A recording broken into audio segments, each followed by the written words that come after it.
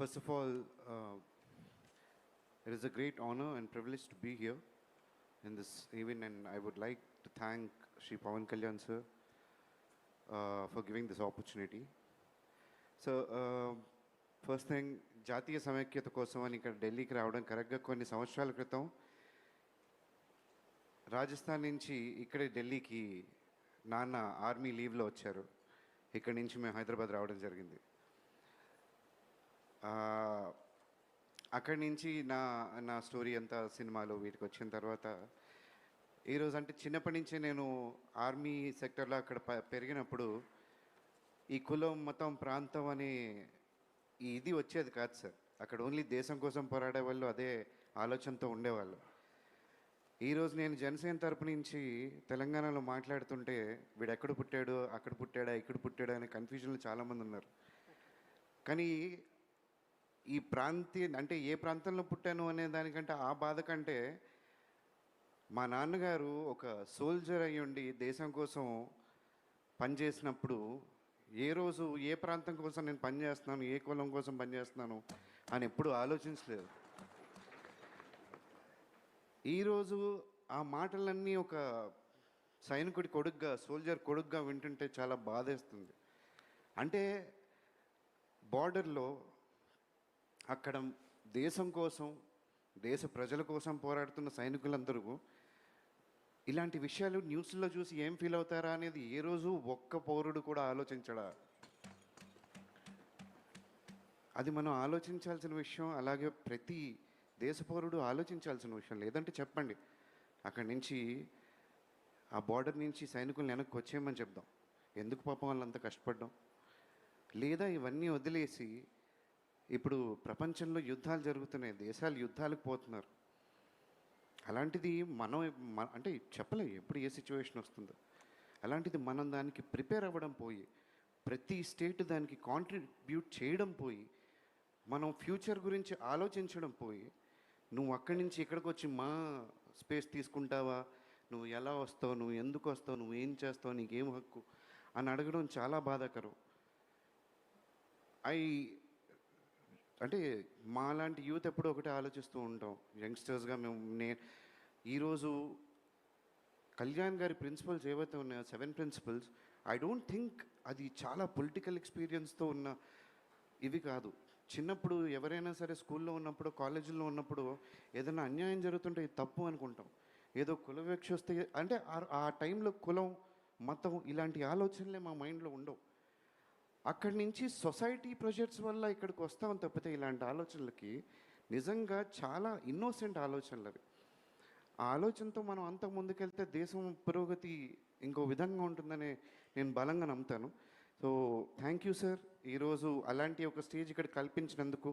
చాలామంది యూత్ ఇప్పుడు లైవ్లో ఇన్స్టాగ్రామ్ ఆర్ ఫేస్బుక్, టీవీల్లో చూస్తూ ఉంటారు. I'm very sure they will learn a lot from this particular event. And especially when it comes to Gen Z, ఇప్పుడు చదివిన రెజల్యూషన్కి I second the same, sir. Thank you. Thank you very much, Tanish. Very heartful words. That's what we all have to stand for, and that's what we are here, the patriotism and the supreme sacrifices made by our armed forces and their families into keeping us secure. So, ఈ resolution సారాంశం మనం అందరం కూడా చాలా జాగ్రత్తగా ప్రజలకి అర్థమయ్యే విధంగా, మనకు కూడా అర్థమయ్యే విధంగా, ఇది మన రోడ్ మ్యాప్గా మనం భావించుకునే విధంగా వీటిని మనం ఇంకా క్షుణ్ణంగా అధ్యయనం చేసుకుని ప్రతి సందర్భంలో కూడా ప్రతి ఒక్కరు మాట్లాడాలని మనస్ఫూర్తిగా నేను ఈ సందర్భంగా కోరుకుంటూ, ఇప్పుడు మన పార్టీ అధ్యక్షులు పవన్ కళ్యాణ్ గారికి ఇచ్చే ముందు ఇంత అద్భుతమైన ఈ సమావేశం, ఈ కార్యక్రమం, ఈ ఆలోచనకి ప్రత్యేకంగా ఆయనకి మనందరి తరఫున మనస్ఫూర్తిగా ధన్యవాదాలు తెలపాలని నేను కోరుకుంటూ, రాబోయే రోజుల్లో కూడా కళ్యాణ్ గారు ఒక మాట అన్నారు, ఇటువంటివి మనం అనేక ప్రాంతాల్లో చేసుకుంటూ వెళ్దాం, దేశవ్యాప్తంగా దేశంలో అనేక ప్రాంతాల్లో కూడా చేద్దామని చెప్పారు. సో నిజంగా it's so heartful to think. I mean we're thinking beyond what is considered to be local, global అన్నట్టుగా we have stepped up our activities to a scale where we're trying to make people understand the purpose of the journey of Janasena, which is very important. ఎందుకంటే చాలామంది ఏమనుకునే వాళ్ళంటే ఏదో పదవి కోసం, లేకపోతే మీకు ఏం సంబంధం, నిజంగానే మీరు పోటీ చేస్తారా, ఎంత దూరం వెళ్ళగలుగుతారు, పార్టీలో ఏం చేస్తారు మీరు అనే విధానంలో చాలామంది మాట్లాడేవాళ్ళు, మన అవమానపరిచేవాళ్ళు. కానీ ఈ రోజున Janasena party under the leadership of Pawan Kalyan గారు ఢిల్లీకి వచ్చి మనం కూర్చుని ఇటువంటి సమావేశం చేశామంటే ఎంత గర్వంగా మనం నిలబడాలో, ఎంత ప్రౌడ్గా మనం ఫీల్ అవ్వాలో. I think it's a great moment for all of us, and I thank Pawan Kalyan గారు for this wonderful opportunity, not only on the behalf of all of us, but for all the Jana Sainiks and Veera Mahilas and our leaders across the state, some of whom could not come. Next time we'll invite them as an opportunity. అంటే ఎవరైతే ఈ సమావేశంలో రాలేకపోయారో మీ అందరికీ కూడా రాబోయే సమావేశాల్లో ఆ అవకాశం కల్పించమని ప్రెసిడెంట్ గారు చెప్పారు. సో దానికి అనుగుణంగా నెక్స్ట్ టైం మనం అటువంటి వ్యక్తులందరినీ కూడా మనం పిలిపించుకుని ఆ ప్రాంతాల్లో మన సభలు నిర్వహించినప్పుడు తప్పకుండా చేద్దాం. This is just the beginning of this series of meetings. So thank you all for sparing your time and effort. I request our party president, Pawan Kalyan Garu, to give the concluding remarks. Thank you, sir. Thank you. This convention, Sena Prasthanam, for national integration,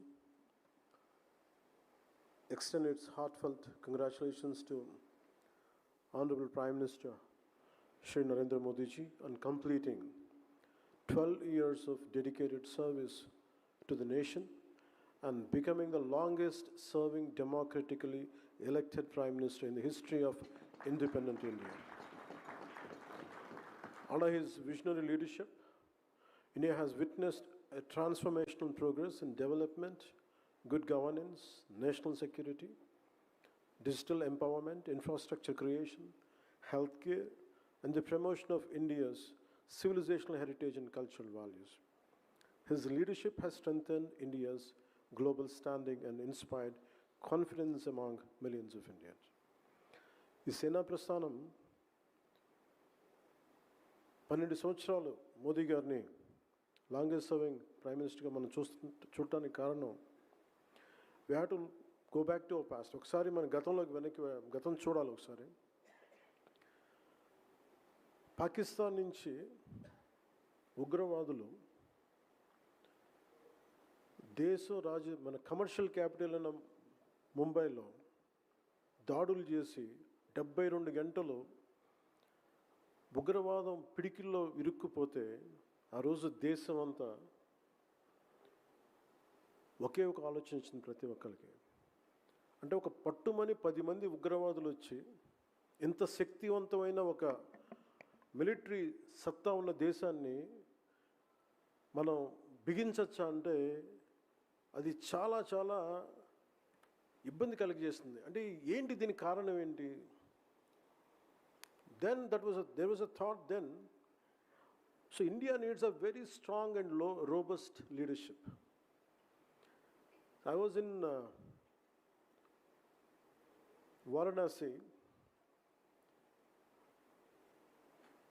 to I took my father's ashes. Now